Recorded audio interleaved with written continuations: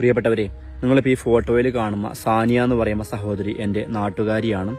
സാനിയയ്ക്ക് kidney സംബന്ധമായിട്ടുള്ള അസുഖം മൂലം കുറച്ച് നാളുകളായിട്ട് ഇപ്പോൾ ചികിത്സയിലാണ്.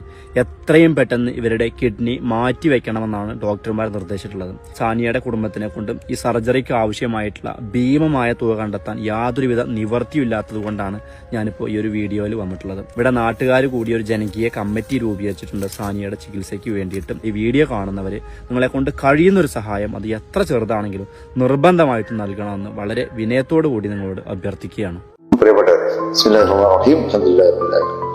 നമ്മുടെ പരാതനായ കട്ടിലശ്ശേരി പ്രിയപ്പെട്ട അബൂബക്കർ സാഹിബ്, അദ്ദേഹത്തിന്റെ മകൾ സാനിയ മമ്പാട്ടെ ഒരിക്കൽ മലയിൽ താമസിക്കുന്നു. കിഡ്നി സംബന്ധമായിട്ടുള്ള രോഗം ബാധിച്ച് അത്യാവശ്യമായ ചികിത്സയ്ക്ക് വേണ്ടി നിർണയിക്കപ്പെട്ടിരിക്കുകയാണ്. സാനിയാണെങ്കിൽ ഭർത്താവിന് സുഖമില്ലാത്ത ആളാണ്, വളരെ പാവപ്പെട്ട കുടുംബത്തിൽപ്പെട്ട ആളുമാണ്, അനാഥ സ്ത്രീയുമാണ്. അപ്പൊ അവരെ സംരക്ഷിക്കാനുള്ള ചുമതല അത് ഏറ്റെടുത്തുകൊണ്ട് മഹല്ല് കമ്മിറ്റി പ്രത്യേക കമ്മിറ്റി രൂപം കൊടുത്തിരിക്കുകയാണ്.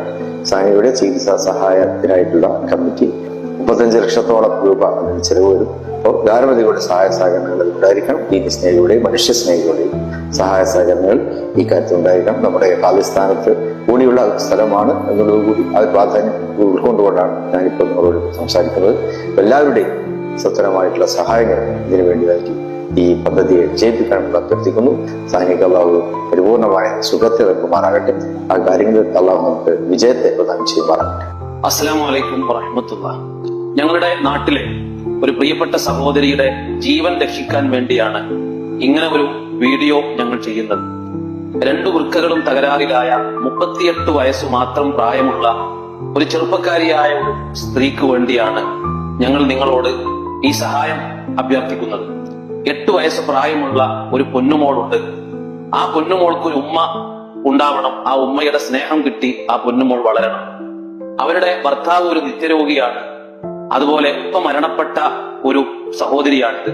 അതുകൊണ്ട് നിങ്ങളാൽ കഴിയുന്ന സഹായം 35 ലക്ഷം രൂപ ഞങ്ങൾക്ക് സ്വരൂപിക്കണം ആ പെൺകുട്ടിയെ ജീവിതത്തിലേക്ക് തിരിച്ചു കൊണ്ടുവരാൻ. അതുകൊണ്ട് നിങ്ങളാൽ കഴിയുന്ന സഹായം, അതെത്ര ചെറുതാണെങ്കിലും എത്ര വലുതാണെങ്കിലും നല്ല മനസ്സോടെ ഈ പെൺകുട്ടിയുടെ ജീവൻ രക്ഷിക്കാൻ നിങ്ങളെല്ലാവരും കഴിയുന്ന വിധം ഈ ഒരു സംരംഭത്തിന്റെ കൂടെ നിൽക്കണമെന്ന് വളരെ സ്നേഹത്തോടെ വിനയത്തോടെ ഞങ്ങൾ നിങ്ങളോട് ആവശ്യപ്പെടുകയാണ്. അസ്സലാമു അലൈക്കും.